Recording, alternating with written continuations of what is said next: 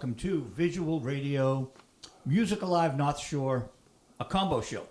We're actually merging two shows, and we're at the David Bieber Archives, which is out in Norwood, and it's magnificent. And we're here, believe it or not, with David Bieber. Hello, David. Hello, Joe. Great to see you. I'm giving you the $1.99 VIP tour.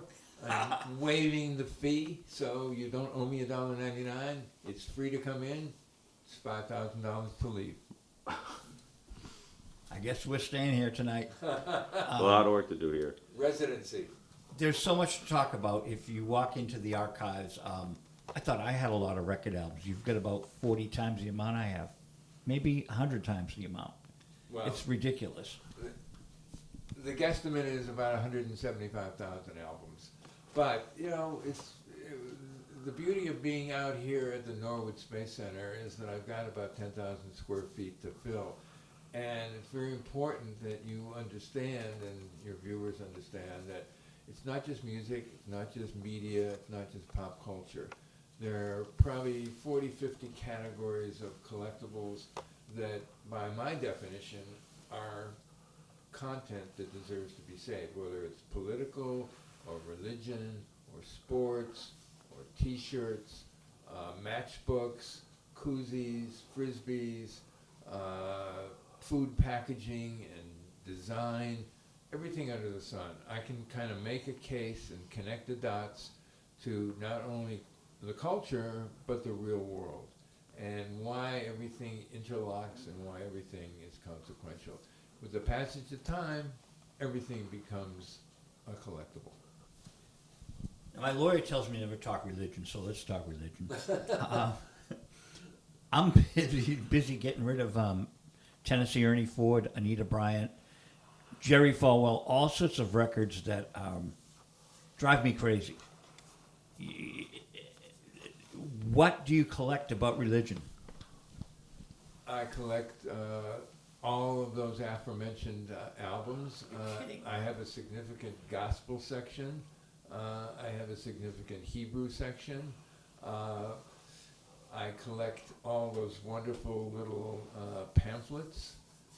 There's a local personality who walks around town, and usually in heavily congregated areas like Fenway Park, who's got a sandwich board with all kinds of religious slogans and statements on it. He passes out and puts those pamphlets not only to people who are willing to take them, and certainly I am willing to take them, but he puts them under the windshield wipers of parked cars, and I've kind of cultivated a little, friendship with this gentleman and enjoy seeing him, and he's always giving me, these wonderful graphic little pamphlets. One of my favorites, the artwork shows very vivid flames, and the headline on the little pamphlet is, "In hell there is no water." So those are the kinds of things that I love to save. Wow. Wow. I can get Superman. I can get the comic books. I can get politics. The religion, I hit a brick wall with it. Well, and also the thing that is quite beautiful is the religious icons and the artwork and the interpretations of the historical religious figures. It's fascinating to see how artists, great, near great, and in great, have determined what religious visages should look like. Let's go to my religion and talk Rolling Boulder. Rolling Boulder has an ad for the band Boston. How you did that on the back cover. See, when I bought this, I didn't know it was a David Bieber production, so I'm shocked. Well, this publication is a parody of Rolling Stone magazine. It was done in 1977, and it still has a kind of pertinence today when you consider that last year Elton John wound up the most successful tour, not only that he ever did in history, but anyone had ever done in history up until Taylor Swift, who has gone past $1 billion Elton did about $930 million on his farewell tour. So 46 years later, he still has a relevancy, as well as the subject matter of transsexual surgery, which is also very much in the news. So in these 72 pages, all the ads are legit, and all the articles are parodies. Among the subjects were that the Beatles got together and did a reunion concert, but nobody cared and nobody showed up. So actually, Jan Wenner, who was the owner and publisher and editor of Rolling Stone at the time, went to Stephen Mindich's house in Needham. Stephen was the person who owned the Boston Phoenix, and I did it under his banner in 1977. Jan Wenner sent a sheriff to Stephen's house in Needham at 2 o'clock in the morning to enjoin and issue papers enjoining Stephen from doing this. And of course, what Stephen loved was a good battle. So he was even more hell-bent on publishing this, which we did, and we sold copies on the newsstand, and the advertising more than paid for it. Taking a look at the back cover, for example, Paula Hearn and Charlie McKenzie, friends of mine who were co-managers of Boston, they took out a above the rate card full-page ad back cover for Boston, which at that point was selling about 500,000 albums a month, wound up being the most successful debut album in the history of recorded music, sold, still selling, probably reached the pinnacle of about 25 million copies. So ads like this paid the freight, and we had a great time. Wow. And this is Paul Norman's copy. He's our director, producer tonight. And David kindly gave him a copy of something I bought a year after Verhoeven was started. So the beauty of that was that I tapped into the great resources that were local at the time. Charles Laquadera, great WBCN morning DJ, The Big Mattress and all that, is a very versatile cartoonist. So he did parodies of Ralph Steadman, who did the artwork for the Hunter Thompson articles. There's an interview with Richard Nixon, for example, in the parody. Charles also did incredible, almost mirror-like imagery of Doonesbury. He was able to mimic Gary Trudeau's style. I used so many local writers. I was the editor. I did about half the writing myself, but everyone from James Isaacs to Howard Temkin wrote articles in the voice of Rolling Stone magazine. It was great fun. Now, may I tell you a Charlie McKenzie story and interrupt our... Please. Okay, so I was booking a club called Faces. Remember them? Oh, yeah, yeah. Danny Martinetti decided to go rock and roll, and Danny was a nice guy. And I put in the Shirelles, Girls Night Out. I had a really good array of acts, and Charlie called me up and goes, I want you to put Johnny Angel. And I said, oh, Charlie, Johnny Angel, I don't know, man. He goes, put Johnny in for me. I said, I'll do it for you, Charlie. Was this after Thrills, before Thrills? After Thrills, it was Johnny and the whatever. It was a Johnny Angel band, but it wasn't Thrills. Right. Okay.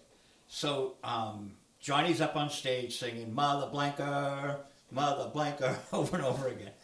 Tony Martinetti comes up to me, not Danny, the brother Tony. They own the Martinetti liquor. Yeah. So Tony said, I'm going to punch you out. I said, oh, I hope you do, because I'm not making any money tonight, so I'd love to sue you. Go punch me, please. And I walked by him, and he didn't. But that was my Charlie McKenzie story. Right. Charlie. Charlie was one of the funniest. He was one of the funniest, greatest, most street smart, astute record people. Kind of, I still remember when he died, the obit in the Boston Globe had one of the members of Boston commenting in the lead and saying somewhat to the effect of, Charlie was the most terrific person, but as a manager, the band had to manage the manager, because Charlie was kind of out of control with all the distractions of rock and roll success. I first met him when I moved Willie Loco Alexander out of his apartment. Oh, okay. So I helped move my friend Willie, and that was the night I met Charlie McKenzie. So I don't remember the date, but I do remember doing that with, because I worked and had a van. Yeah. And after Charlie was given about $2 million in walk-away money within a couple of years of Boston's great success, Charlie was managing Willie Alexander, and actually was able to secure, I think it was a 2-album major label release deal with MCA Records. So Willie was above and beyond the local record release system, had major label distribution, and that was attributable to Charlie. They hired me to be roadie for the second album when they were taking the equipment out of Sun Treader up in Vermont. So that was kind of fun. Yeah. You know, we could talk all day long with our stories, but we're here at the Bieber Archives, and I wanna first talk about your very first article was for Billboard magazine. That's right. I started as a business major at Miami University in Oxford, Ohio, and I was at the library reading the publications, and I saw a small space editorial mention that we at Billboard are looking to establish a national chain of college campus correspondence. And I immediately wrote away to the woman in New York and said, I would love to do this. I had never written an article before, but I had a real passionate interest in not only the music itself, but the business of music. And that's why I was reading Billboard magazine, because it was no longer just picking up record surveys, top 40 surveys at the local record store in Cleveland where I grew up. It was also reading Billboard magazine to realize that there was a whole industry and a machine behind, later became known as the star-making machinery, as Joni Mitchell suggested. But I wrote away. I said I wanted to be the campus correspondent. At age 18, I was thrown in the deep end of the pool. The first two people that I interviewed were Cannonball Adderley and Nancy Wilson. Not Nancy Wilson of Heart, but Nancy Wilson, the jazz singer. Sure. And just in that first year, the people that I talked to, interviewed, wrote for Billboard, I had a byline. I was so proud of that. Ranged from the classical pianist Rudolf Serkin to the activist comedian Dick Gregory, and through the years on campus, everyone from Frankie Valli and the Four Seasons to Johnny Carson, Ray Charles, Johnny Mathis, Chad and Jeremy, the Rascals, the Temptations, on and on and on. And it impacted me so significantly that I changed my major. And I started taking journalism classes at Miami of Ohio, and took every journalism class available because they didn't actually have a degree program. The journalism classes were in the English department. So I had to transfer because I clearly wanted a new career direction. I'd exhausted everything available at Miami, and I transferred to Kent. And it had to be seamless because the Vietnam War was raging, and I was cannon fodder if I didn't transfer. So Kent State University had a journalism department, and I was able to complete my studies there, which ultimately led to coming to Boston University, to get a master's in journalism. From there, very fortuitously, I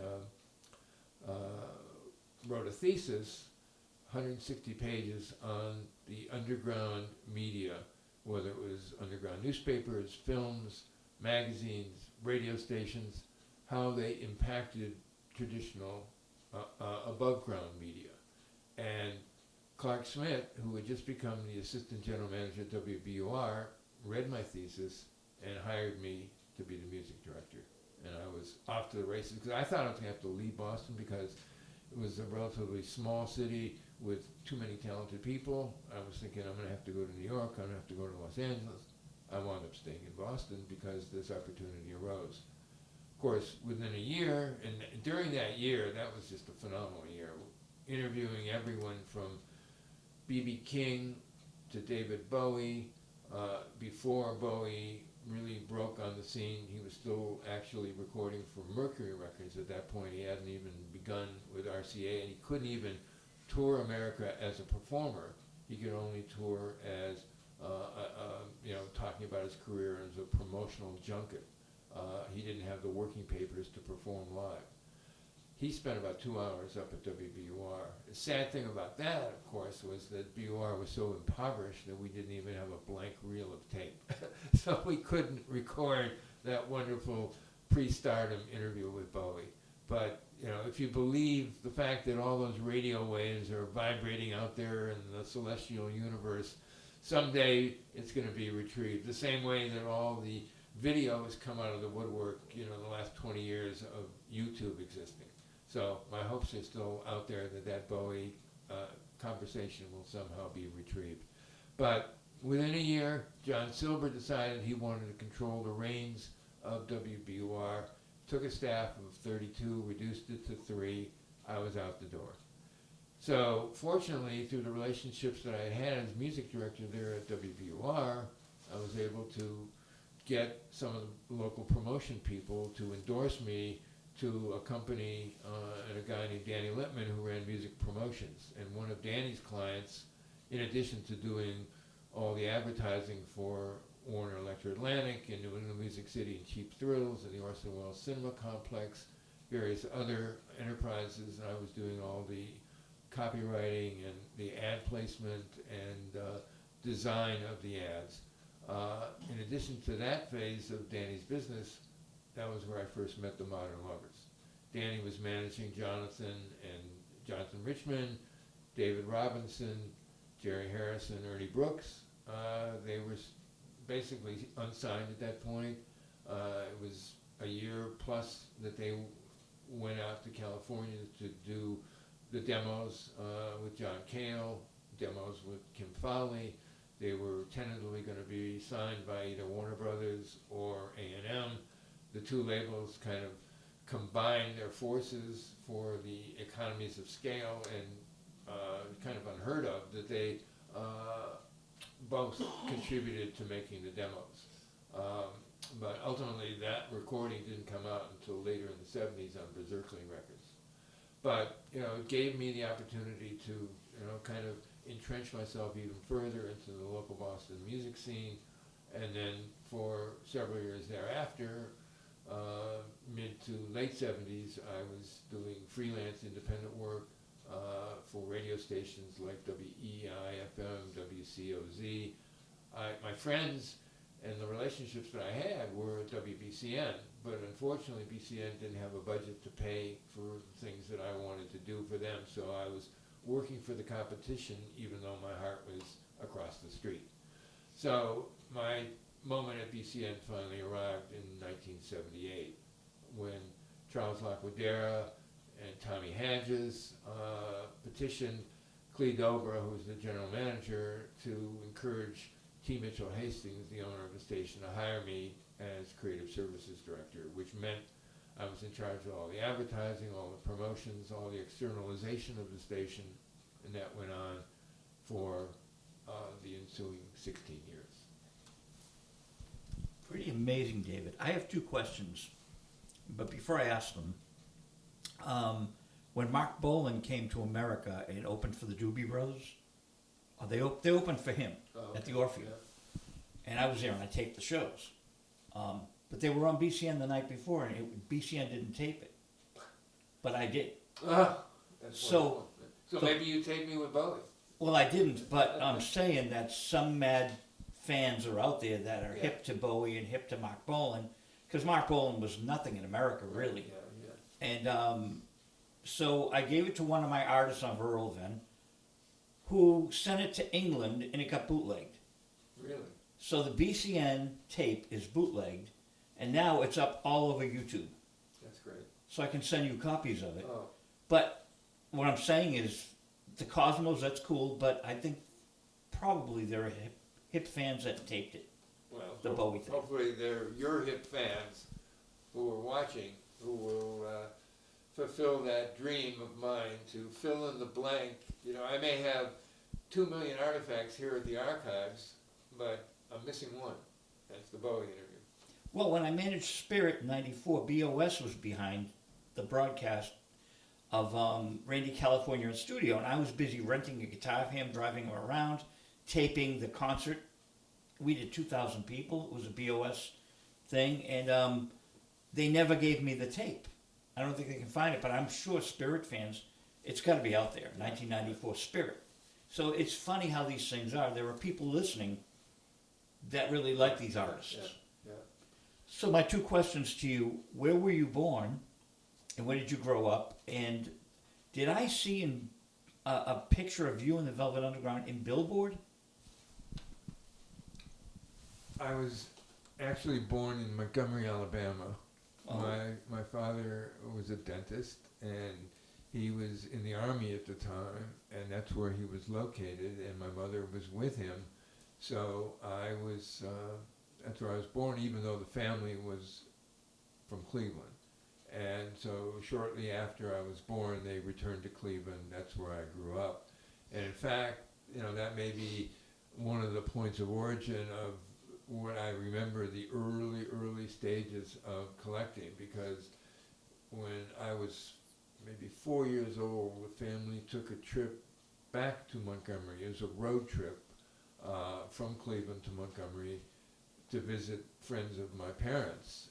And as we stopped at gas stations along the way, I put my hand in the bottle opener deposit area where these soda machines had the built-in bottle opener, and the bottle caps fell into a container. I put my hand in to grab these unique local and regional brands that I didn't see in Cleveland. I was collecting bottle caps as a 4-year-old, but all these new colors and designs gave me welcome additions to my collection, and I remember being fascinated. Every time we stopped for gas, I would grab a few more and a few more, and that was, the nucleus, the beginning of the collecting. I of course collected baseball cards and comic books and all the predictable stamps, coins, things that kids could save. And of course, mothers got in the way of preserving your collection. I didn't know that the line of demarcation was that if something was placed in the basement, it usually got turned over every year. If something wound up in the attic, however, it was kind of a permanent position. It stayed there. It was, for some reason, more consequential in the attic. The basement, the shelves got, vaporized. But I did manage to save a lot of my things as a kid that I still have here, which is great to reacquaint myself with these things. And just to follow up on the BCN thing, so I was at BCN from 78 till 94, and in 94 I joined the Boston Phoenix and related companies, WFNX and Stuff Magazine. Stayed there until 2013. In 2012, WFNX was sold. In 2013, Stephen Mindich abruptly closed down the newspaper, and I continued to work with Stephen just out of friendship for about the next 8 months, transferring the archives of the dozen or so related companies to Northeastern University, where they currently are housed, and they're part of their urban studies department. And as kind of, because I was a lifelong friend of Stephen Mindich's, he introduced me in 2014 to Steve Samuels, who had recently acquired the Howard Johnsons at 1271 Boston Street, which was right next door to where WBCN had been at 1265 Boston. And Steve Samuels had purchased at the end of 2013 the Howard Johnsons. He wanted to create music and pop culture and media tribute and celebration to the music that had come out of the Fenway area and by extension the greater Boston area. And Stephen Mindich introduced me to Steve Samuels, and we made it up as we went along. I brought in box after box after box of content that ultimately became the Verb Hotel. And it's so wonderful to think that I've had this second cycle of 5-year relationship with the Verb Hotel, which has only become better and bigger and more embraced by the hotel guests. And there are 93 rooms there, the intent is to customize every one of the rooms. You know, there is a Cars room, an Aerosmith room. Above and beyond that, there's an Elton room, Stones room, a Who room. But, you know, the lobby and the corridor, everything in there is from my collection. And that has been kind of a wonderful experience in the sense that it's almost like having a 24-hour-a-day gallery. So if somebody wants to hire me to do an installation, I can say, just go to the Verb and check out what's on the walls there, and that will give you a tip of the iceberg awareness of what I can do in any subject matter, any category. So that has led to installations on a permanent basis with the Wang, part of the Box Center, at the Cabot Theater in Beverly, ongoing relationships with City Winery, the Schubert Theater, and various other places around town. And it's been kind of the hand of God from the side of the stage giving me a second career opportunity. They say there's no second acts in America, but I'm living proof that there are. Velvet Underground and Billboard? Well, the Velvet Underground, I was at Kent in, this was 1966, November of 1966. I was a journalism major there, being that I had a necessity of taking a one-year course in photography. So I had a 35mm camera, I was developing my own film, I was printing my own prints. And a friend of mine, David Newman, and I hitchhiked from Kent to kind of a Masonic auditorium type facility in Cleveland to see the first North American tour of the Velvet Underground. And we talked our way in with my Billboard press pass, which I kept in my wallet and was very proud of, and very loose at the box office. What do you mean you don't have 2 tickets for the Billboard correspondent? So they let us in. We saw the show. It was like the most incredible, you know, I had seen shows before, but nothing like this, with the light show and the half-nude dancers and the people with whips and all kinds of craziness on stage. It was just the most insane production. And this was the Velvet Underground as part of the Traveling, Exploding, Plastic Inevitable, which was the overarching terminology of what the show was called. And we talked our way backstage, and under the light of a 25-watt bulb, my friend David Newman actually took a picture of me with the band that you can pick up and show over there. Oh, wow. It's on a t-shirt. It's on a t-shirt. The photo that David took, my sister Lorna, who's a great artist in New York, she gave the image to a fellow artist, and he put that on a shirt, and that's me. Lou Reed and I are bookending the rest of the band, including Sterling Morrison, John Cale, Mo Tucker, and Nico. That's insane. And so that got in Billboard? That photo? No, that actually was in Boston Globe at one point. Yeah. Boston Globe, Yeah. okay. So we've covered your origins of writing in Rolling Boulder. Now we have to get to the nitty-gritty. The book. All right. Is this the first book for Bieber Archives? Off Our Backs is the first book, hopefully the beginning of many. I worked with Brian Coleman, who has done several books called By Me Boston, By Me, B-U-Y, Me, comma, Boston, which is a kind of compendium of 1960s, 70s, and 80s ads from various publications from the Boston area. About 50-60% of the ads came from the archives. I've given Brian the free rein to go exploring and look at all the media.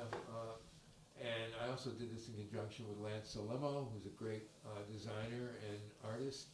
And I wrote the copy and the introduction and also the descriptions of all the shirts. And basically this is kind of a representation of tip of the iceberg of 150 shirts from the archives. The estimate is that we have about 8,000 shirts here at the archives. But it's meant to show a whole spectrum of shirts. This is, for example, Mitch the Greeter Doorman at the Rat. This is the Orson Welles Cinema that was a great complex in Cambridge. This is a radio station, WCOZ, Tower Records. There's also Strawberries Records in here. So there's a little bit of everything. Political, concerts, food and beverage, movies, radio stations, record companies. It's a great read. It's a kind of, dare I say it, a bathroom read. You know, you can open to any page. I think you'll be surprised.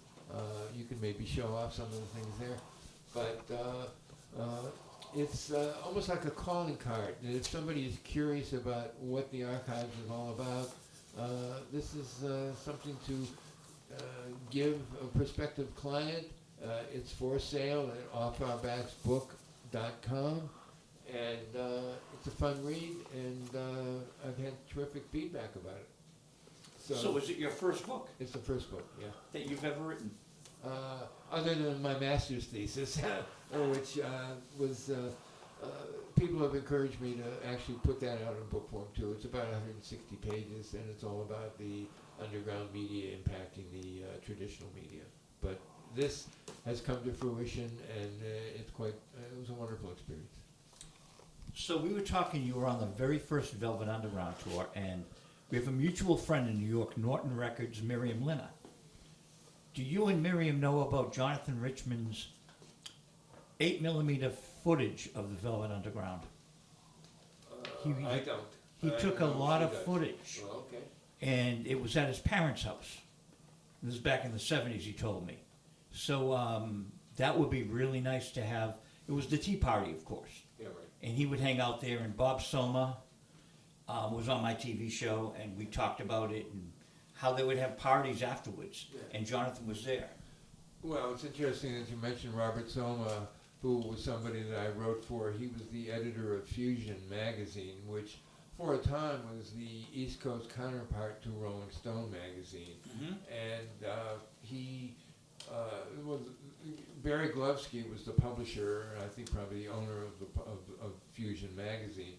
They were at 909 Beacon Street, and I lived at 180 Bay State Road. You know, I didn't have a car. I was going to Boston University. I wanted to be as close to the School of Public Communications as possible, so I walked everywhere or hitchhiked. That was the mode of transportation. You felt safe, and you just put your thumb out. But so I walked over, just cold called Fusion magazine, and Robert Soma printed probably 2 or 3 major feature articles that I wrote for the magazine, which ultimately were part of my master's thesis as well. So I was kind of double dipping. I was getting classroom credit for these articles, but I was also getting paid for having them published. I wrote probably the first major definitive piece on WBCN for Boston Magazine, 1970. The Fusion articles became chapters in the thesis. I was writing pieces for Billboard, for the Boston Globe, for the Cambridge Phoenix, Boston After Dark, part of the whole spectrum of Boston media at the time. But yeah, he was a wonderful editor. Gary Kenton was another one who was, I think, the managing editor. Ron Campisi was the art director. Yeah, it was just a very fertile time. There weren't really media or music roadmaps at that point. And it's fascinating that Jonathan would be filming them because in some respects they were almost like 2 house bands at the Boston Tea Party. The Tea Party existed from 1967 until the end of 1970. And during that period, I think the Velvet Underground played more than 40 times at the Boston Tea Party, either as a headliner or as an opener. And I've got the posters to prove the evidence of that. And during that whole period, they never played in New York. As much as people associate the Velvet Underground with New York, during that period, they were almost like a Boston house band. And the other, very significant, prominent players at the Tea Party were the Hallucinations, which later became the Jay Giles Band. And they too played multiple times, and that led to their getting signed by Atlantic Records. Mario Medias, the Big M, was a national promotion person handling the underground radio stations. He was a black guy who couldn't believe that Jay Giles Band and Peter Wolf were white guys with the sound that they had. And he was the champion of getting them signed to Atlantic Records. And it was just a wonderful period of time. So I'd be fascinated to see Jonathan's home movies because there's an endless curiosity not only of and about the Velvet Underground, but about the Modern Lovers. As a matter of fact, there's somebody who's coming to the archives in May who's working on a documentary on the Modern Lovers. So I'm sure he'd be intrigued to see that kind of footage, whether or not it's specifically the Modern Lovers or the Velvet Underground. The fact that Jonathan did cinematography would have a great bearing on the inclusion in this documentary. That indeed it would. 8mm films, they were at his parents' house. One would hope he would have kept them preserved, but at least you and Miriam can now get to work.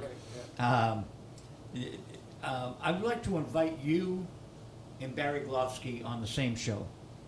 Maybe come Absolutely. to Everett or Wakefield, Paul's Wakefield Station. We have 2 stations where we can also do a Zoom if you don't want to drive out, but it's fun to be in the studio. Absolutely. And Barry was one of the first guests I had on TVI in 1979. Well, So we started our show really in 1979, but then visual radio started in 1995 with Marty Ballin. okay. So I'll just briefly give you the quip on that. Marty was coming to the House of Blues. Teo was running it. Remember Teo? Of course. Great guy. And Leomeister. Yes. I called up Marty. I said, I'm going to be starting a TV show. I want you to be the first guest. The third guest was Bobby Hebb. So 2 friends of mine, the TV show is what endeared me to Bobby, but Marty said, I'm in Howard Square for 3 days looking at books. Find me. I call up his father. Where's he going to be? He's at this hotel.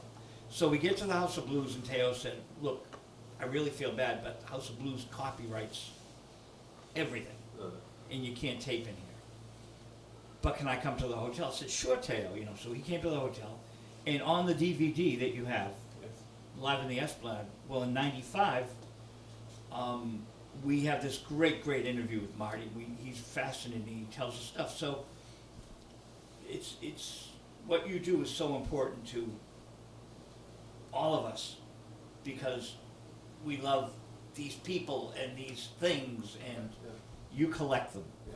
And this place, it's more than this room, people. You have to see this vast warehouse, 10,000 square feet. Yes. Amazing. Yes. It's just mind-blowing. It's like going to an amusement park if you're into pop culture. So pop culture, when did pop culture become a thing? Well, I think pop culture has always been a thing. The aspect of the archives, though, is that I believe in the preservation of what we have experienced, what we have lived through, what we have touched, and what has touched us. And so it's not just pop culture, though. It's a little bit of everything and the connectivity that you can make for everything that existed or even currently still exists. I mean, I remember being fascinated with the Revere Drive-In Flea Market and going there in the 1970s. That was my religion. On Sundays, I went there. And I went there with several friends. Fred and Maria Lewis. Fred was, at the time, Atlantic Records promotion person. He later became the manager of the Cars, got them signed to a lecture, and I went with my friend Pamela Burton, who later went on to manage Simply Red and worked with all the acts at Frontier Booking, up to including Joan Jett and the Police and all that. But we went as a foursome every Sunday to the Revere Drive-In Flea Market, and it was very casual because later it became the dealers who were there with flashlights at 7:30 in the morning and going through people's trunks before they ever set up their tables at 9 o'clock. But we, stop at IHOP and have some pancakes and a waffle and then go at 11 o'clock in the morning. There was no sense of urgency. And people were legitimately cleaning out their attics and their basements and maybe selling off their kids' possessions behind their back. When the kids were off at college, mom and dad were cleaning out the bedroom. And it wasn't now like where you go to a flea market or a yard sale and you see these kind of bogus packages of counterfeit Chinese poisonous toothpaste. Back then it was legitimate, and you could buy records for $0.25. You could buy vintage radios for $1. I think we set the parameters that it would cost $5. It was more than we would spend, and it was negotiable. Everything was negotiable, and we would buy for each other. And the season, we couldn't wait for the flea market season to begin in April, and we kept going until October.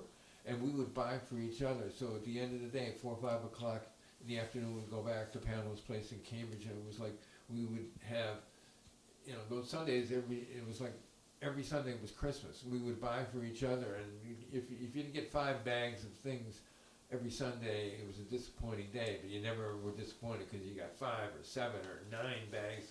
I had a little Volkswagen Super Beetle and filled it up with stuff every Sunday, and then we would exchange things because we were in each other's heads and we knew what each other wanted.